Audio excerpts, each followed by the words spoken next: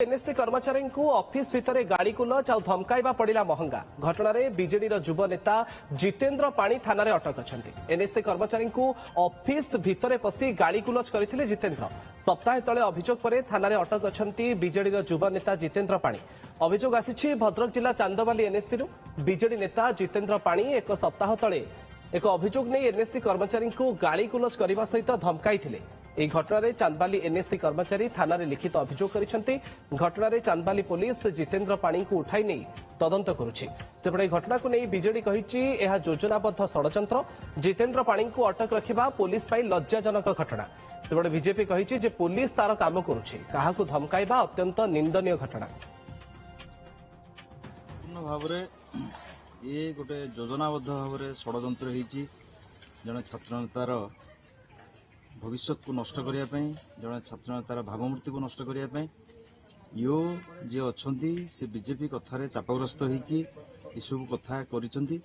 गाड़ी दबार जदि फरवर्ड हो लोक गंडगोल करी हाफ मर्डर करी बुलूं राजरास्तार पुलिस धरू ना गोटे भित्तिहीन जो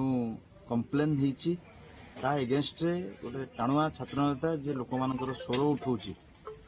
जितेन्द्र पाणी को अरेस्ट करवा पुलिस अत्यंत लज्जाजनक कथा। पुलिस हाथबारी से जाइए सरकार पुलिस और पुलिस है कि नहीं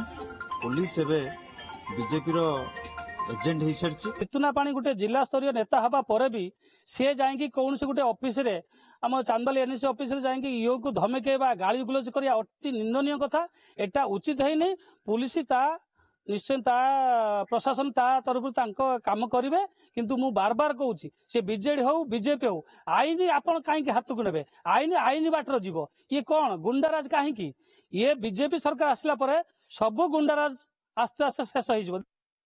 अधिक सूचना चांदबाली आम प्रतिनिधि त्रिलोचन साहू आम सहित फोन लाइन जोड़ी होती। त्रिलोचन एनएससी ऑफिस भितर केमती हंगामा होता गाड़ी गुलज धमका जाइथिला तार चित्र सामना को आसीथिला एई घटना को नहीं वर्तमान समय पर्यंत एक्शन कौन और राजनैतिक बयानबाजी कौन रही?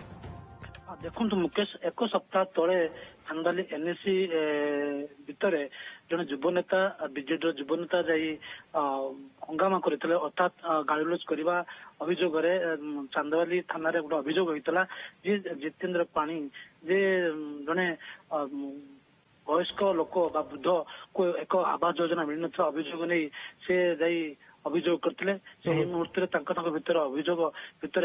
उभय भितर टिके बचसा होता जितेबाला ये विषय घटना को नहीं तुम्बितुपान होता ये घटना को नहीं चांदबाली एनएससी अधिकारी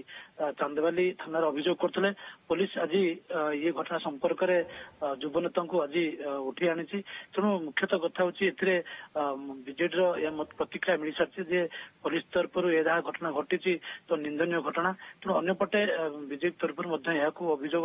मूले आईन अनुसार कार्यानुष्ठान ग्रहण कराई तेणु पुलिस कार्य कर अभियोग मूले जहाँ बीजेपी प्रकाश करेणु पुलिस या तदंत करुच्ची तेणु बर्तमान सुधा अटक रखाई जहाँ सूचना आम पाखर अच्छी। पुलिस पक्षर कौन एक्शन निगला वर्तमान समय पर्यंत बर्तमान सुधा जहाँ सूचना रही पुलिस कहवा कथा हूँ जे दोष कर निश्चित भाव दंड पाइब तेणु आम तदंत करुचु निश्चित भाव यापर आम सूचना देवु।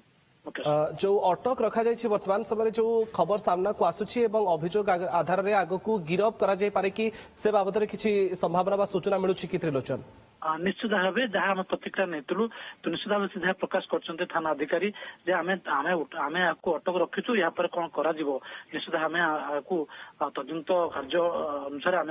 निश्चित भाव कार्यानुष्ठान ग्रहण करूँ प्रकाश करते। धन्यवाद त्रिलोचन आपणकर समस्त सूचना।